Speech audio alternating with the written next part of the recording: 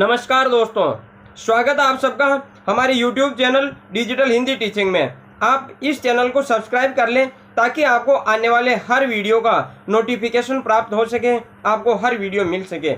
चलिए वीडियो को लाइक कर दीजिए और अब हम शुरू करते हैं आज का अध्ययन। और आज के इस वीडियो में हम अध्ययन करने वाले हैं कक्षा 8 की हिंदी पाठ्य पुस्तक वसंत की कविता दीवानों की हस्ती। इस कविता का हम पहले कवि परिचय पढ़ चुके हैं और आज इस वीडियो में हम कविता का वाचन और भावार्थ समझेंगे। इसके रचयिता है भगवती चरण वर्मा। तो चलिए शुरू करते हैं कविता का वाचन। हम दीवानों की क्या हस्ती है, आज यहाँ कल वहाँ चले। हम दीवानों की क्या हस्ती है, आज यहाँ कल वहाँ चले। मस्ती का आलम साथ चला, हम धूल उड़ाते जहाँ चले। मस्ती का आलम साथ चला, हम धूल उड़ाते जहाँ चले। प्रथम पद्यांश के वाचन के बाद में अब हम देखते हैं इस पद्यांश में आए हुए क्लिष्ट शब्दों का अर्थ और भावार्थ। हम दीवानों की क्या हस्ती है, आज यहाँ कल वहाँ चले। मस्ती का आलम साथ चला, हम धूल उड़ाते जहाँ चले। इस पद्यांश में आए हुए क्लिष्ट शब्द है दीवाने। दीवाने कहे गए स्वतंत्रता सेनानी, जो 1857 की क्रांति के सेनानी थे उनको। हस्ती का अर्थ है सामर्थ्य और आलम का अर्थ है दुनिया या माहौल। अब देखते हैं इस पद्यांश में कवि कहना क्या चाहते हैं, इस पद्यांश का भावार्थ क्या है।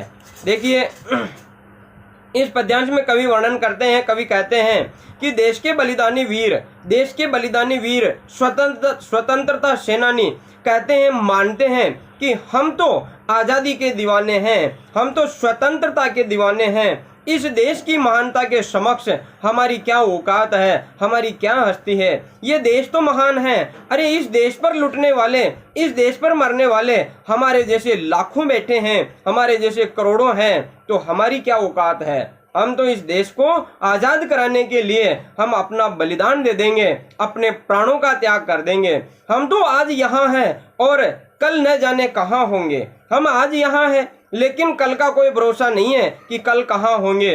लेकिन जिस ओर भी हम कदम बढ़ा देते हैं, जिस ओर भी हम चलते हैं, जहाँ भी हम जाते हैं, वहाँ हमारे जोश से खुशी छा जाती है, क्योंकि हम वहाँ जाते हैं और लोगों को प्रेरित करते हैं, लोगों को आज़ादी की प्रेरणा देते हैं, तो सब लोग हमारे साथ हो जाते हैं और वहाँ का माहौल ही कुछ अलग बन जाता है। सब लोगों में जोश छा जाता है, क्योंकि हम जहाँ भी जाते हैं आज़ादी की बात करते हैं। हम देश को आज़ाद कराने के लिए अपनी जान हथेली पर लेकर झूमते हुए जिधर भी चलते हैं, जहां भी जाते हैं, वहां का माहौल जोशमय हो जाता है, आनंदमय हो जाता है। हम जहां भी जाते हैं, भीड़ में जाते हैं, तो फिर जब ये पूरी भीड़, दीवानों की भीड़, आज़ादी के चाहने वालों की भीड़ एक साथ चलेगी, तो फिर वहाँ धूल ही उड़ेगी। और वह धूल प्रतीक है किसका? अंग्रेजी शासन का। धूल उड़ जाएगी, अंग्रेजी शासन की धूल उड़ जाएगी, क्योंकि हम दीवाने एक साथ हो चुके हैं। आए बनकर उल्लास अभी, आए बनकर उल्लास अभी, आंसू बनकर बह चले अभी। आए उल्लास बनकर अभी, आंसू बनकर बह चले अभी। सब कहते ही रह गए, सब कहते ही रह गए, अरे तुम कैसे आए, कहाँ चले, तुम कहाँ चले। दूसरे पद्यांश के वाचन के बाद में अब हम देखते हैं इस पद्यांश में आए हुए क्लिष्ट शब्दों का अर्थ और भावार्थ। आए उल्लास, आए बनकर उल्लास अभी, आंसू बनकर बह चले अभी। सब कहते ही रह गए, अरे तुम कैसे आए, कहाँ चले, तुम कैसे आए, कहाँ चले।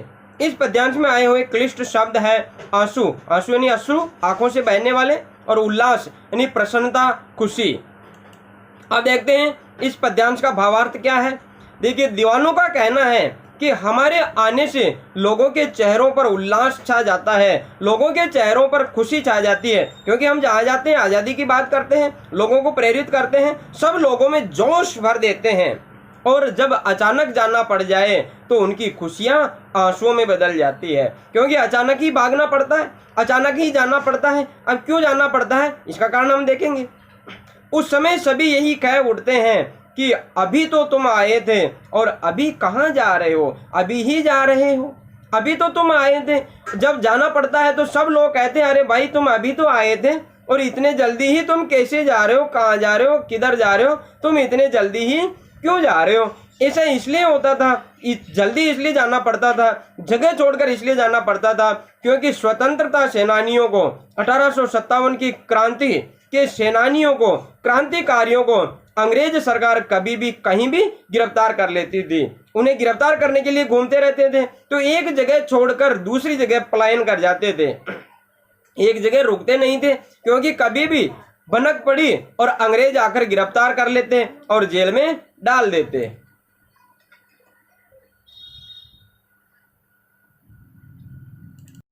किस ओर चले यह मत पूछो, चलना है बस इसलिए चले। किस ओर चले यह मत पूछो, चलना है बस इसलिए चले। जग से उसका कुछ लिए चले, जग को अपना कुछ दिए चले। जग से उसका कुछ लिए चले, जग को अपना कुछ दिए चले। तीसरे पद्यांश के वाचन के बाद में अब हम देखते हैं इस पद्यांश में आए हुए क्लिष्ट शब्दों का अर्थ और इस पद्यांश का भावार्थ। किस ओर चले यह मत पूछो, किस ओर चले ये मत पूछो, चलना है बस इसलिए चले। जग से उसका कुछ लिए चले, जग को अपना कुछ दिए चले। जग, जग का अर्थ है संसार, संसार। देखिए अब इस पद्यांश का हम भावार्थ देखते हैं। इस पद्यांश में कवि क्या कहना चाहते हैं। देखिए कवि कहते हैं कि आज़ादी की राह पर बढ़ने वालों के लिए कोई राह निश्चित नहीं है, कोई राह निश्चित नहीं होती है, कोई फिक्स नहीं है कि किधर चलना है। बस अंग्रेजों गिरफ्तारी से बचना है तो पता नहीं किधर निकल जाना पड़े।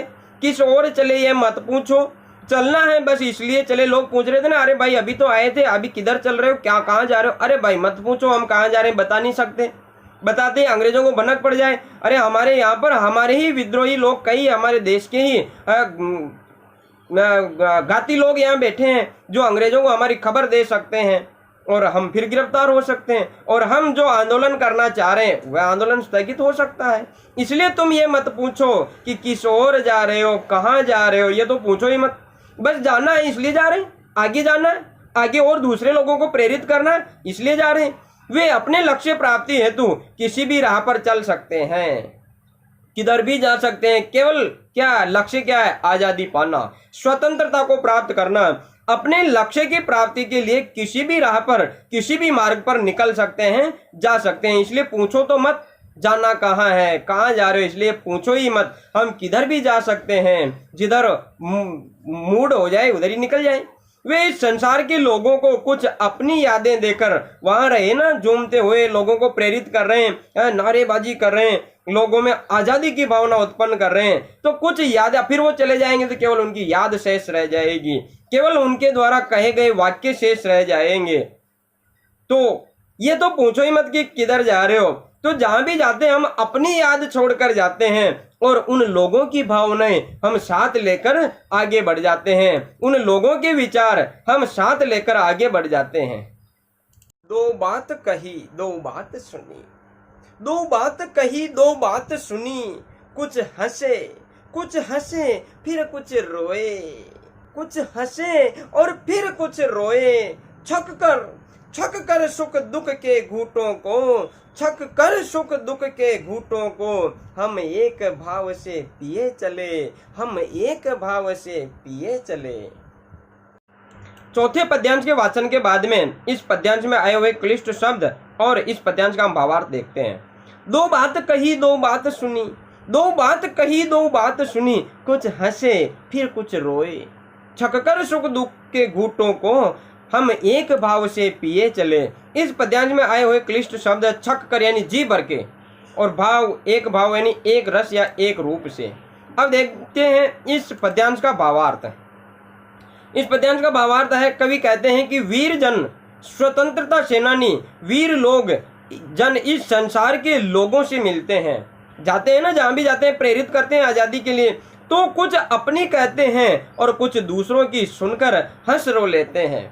अगर दुख की बात है तो वहाँ उनके गम में साथ हैं, खुशी की बात है तो उनकी खुशी में हम साथ हैं। तो जहाँ भी जाते हैं लोगों से मिलते हैं, कुछ बात अपनी कहते हैं और कुछ विचार उन लोगों के सुनते हैं। साथ ही जी भरकर, साथ ही हम उनके साथ ही जी भरकर सुख दुख के अनुभवों को सहते हैं। सुख में उनके सुख के साथ और दुख में उनके दुख के साथ। दुख में उनके दुख में हम भी दुखी होते हैं और उनकी खुशी में हम भी हंसते हैं। लेकिन चाहे उनके सामने सुख हो या दुख हो, सभी को वे समान रूप से देखते हैं, समान रूप से सहन करते हैं। अर्थात दुख सुख, सुख दुख दोनों को समान मानते हैं। किसी में कोई ज्यादा तकलीफ नहीं। सुख भी है तो हम तो देश के दीवाने हैं, आजादी के दीवाने हैं। दुख भी है तो आजादी के दीवाने हमें तो समान रूप से भोगना है। हम भिखमंगों की दुनिया में, हम भिखमंगों की दुनिया में स्वच्छंद लुटाते प्यार चले। हम भिखमंगों की दुनिया में स्वच्छंद लुटाते प्यार चले। एक निशानी उर पर, एक निशानी उर पर ले असफलता का भार चले, ले असफलता का भार चले। पांचवें पद्यांश के वाचन के बाद में अब हम देखते हैं इस पद्यांश में आए हुए क्लिष्ट शब्द और उनका अर्थ। हम भिखमंगों की दुनिया में, हम भिखमंगों की दुनिया में स्वच्छंद लुटाकर प्यार चले। एक निशानी उर पर, एक निशानी उर पर ले असफलता का भार चले। इस पद्यांश में आए हुए क्लिष्ट शब्द है, देखिए, स्वच्छंद यानी बंधन रहित, आजाद, निशानी यानी चिन्ह या पहचान, उर, उर का अर्थ होता है हृदय। अब इस पद्यांश का हम भावार्थ देखते हैं। देखिए, हम भिखमंगों की दुनिया में, कवि इस संसार को भिखमंगा कहता है। क्यों? क्योंकि इस संसार के स्वार्थी लोगों को भिखमंगा कहा है कवि ने।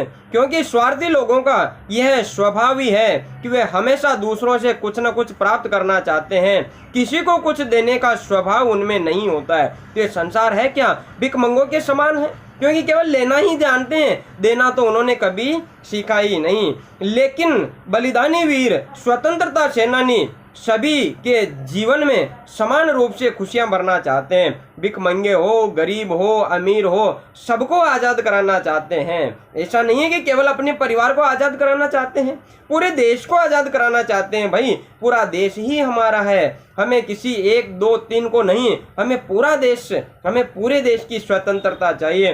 तो सभी को समान रूप से वो खुशियां बांटना चाहते हैं। उनके हृदय पर एक ही असफलता की निशानी है, उनके हृदय में केवल एक ही ठेस है, उनके हृदय में केवल एक ही दुख है। वह क्या है कि अत्यधिक प्रयत्न करने के बावजूद भी स्वाधीनता प्राप्त न कर सके, लोगों को आजादी की खुशियां दे न सके। इतने प्रयास किए, इतने बलिदान हमने किए, लेकिन फिर भी हमें आजादी अभी मिली नहीं। अब अपना और पराया क्या, अब अपना और पराया क्या, आबाद रहे रुकने वाले। अब अपना क्या और पराया क्या, आबाद रहे रुकने वाले। हम स्वयं बंधे थे, हम स्वयं बंधे थे और स्वयं ही हम अपने बंधन तोड़ चले, हम अपने बंधन तोड़ चले। छठे पद्यांश के वाचन के बाद में इस पद्यांश में आए हुए क्लिष्ट शब्द, उनका अर्थ और इस पद्यांश का भावार्थ हम देखते हैं। अब अपना और पराया क्या, अब अपना और पराया क्या, आबाद रहे रुकने वाले। हम स्वयं बंधे थे, हम स्वयं बंधे थे और स्वयं हम अपने बंधन तोड़ चले, अपने बंधन तोड़ चले। इस पद्यांश में आए हुए क्लिष्ट शब्द है पराया यानी दूसरों का, आबाद रहना यानी हंसी खुशी से जीवन बिताना, और बंधन का अर्थ होता है बेड़ियां, बंधन। देखिए, अब इस पद्यांश का हम भावार्थ देखते हैं। इस पद्यांश में कवि कहना क्या चाहता है? कवि कहते हैं कि बलिदानी वीर, स्वतंत्रता सेनानी, हमारे क्रांतिकारी किसी के साथ भी किसी भी प्रकार का भेदभाव नहीं करते थे। अर्थात जाति, वर्ग, संप्रदाय व धर्म के नाम पर उनके मन में किसी के लिए कोई भेदभाव नहीं रहता था। वे ऐसा नहीं थे कि केवल हमें हिंदुओं को आज़ाद कराना है, केवल हमें मुस्लिम लोगों को आज़ाद कराना है। नहीं, हमें तो पूरे ही देश को आज़ाद कराना है, सब ही हमारे हैं, हमें सभी को आज़ाद कराना है, कोई भेदभाव नहीं। हमें तो पूरा देश एक साथ आज़ाद चाहिए, किसी सभी लोग, सभी धर्मों के लोग हमारे ही हैं, कोई भेदभाव नहीं। वे तो यही चाहते थे कि उनके बाद भी इस देश के रहने वाले सभी निवासी आबाद रहे, प्रसन्न रहे। हर बलिदानी, हर क्रांतिकारी केवल यही चाहता है कि हमारे जाने के बाद में इस तरह गले मिलकर हम विदा हो जाएंगे, हम यहाँ से चले जाएंगे, शहीद हो जाएंगे। हम क्रांतिकारी, अरे हमें तो शहीद होना ही है, लेकिन हमारे जाने के बाद में ये हम आज़ादी मिल जाए, मेरे देशवासियों को आज़ादी मिल जाए और सभी लोग प्रसन्न रहे। उस आज़ादी का, उन खुशियों का हिस्सेदार मैं बनूं या न बनूं, लेकिन मेरे देश का हर नागरिक खुशी से रहे, प्रसन्नता से रहे। उनकी इच्छा हमेशा यही रहती है कि हमने अपने लिए ये बंधन स्वयं बनाए थे और अब हम ही इन बंधनों को तोड़कर प्रस्थान कर रहे हैं। जिन बंधनों में, भावनात्मक बंधनों में, अपनत्व के बंधनों में, ये तो हमने ही बनाए थे ना। हम घूम घूम कर सब लोगों को अपना बना चुके, सब लोगों में वो प्रेरणा का स्फुरण कर चुके, लेकिन इस अपनेपन को तोड़कर हम पहले ही चले जा रहे हैं, हम बलिदान हो रहे हैं। लेकिन हमारे जाने के बाद में अन्यत्र रहने वाले, इस देश में हर जगह रहने वाले लोग को मस्ती और खुशियों का संदेश देते हुए उनके जीवन में खुशियां भर सके। हमारी इच्छा केवल यही रहती है कि हमारे जाने के बाद में उनका जीवन ही सुखमय हो जाए, खुश रहे, खुशियां उनके जीवन में भर जाए। अब समय है आज के प्रश्न का, और आज के प्रश्न है, सबसे पहला प्रश्न है कविता का भावार्थ आपको लिखना है, और दूसरा प्रश्न है क्रांतिकारी, जितने भी क्रांतिकारी हुए, स्वतंत्रता सेनानी हुए, एक जगह टिककर क्यों नहीं रहते थे, इसका कारण आपको लिखना है। धन्यवाद।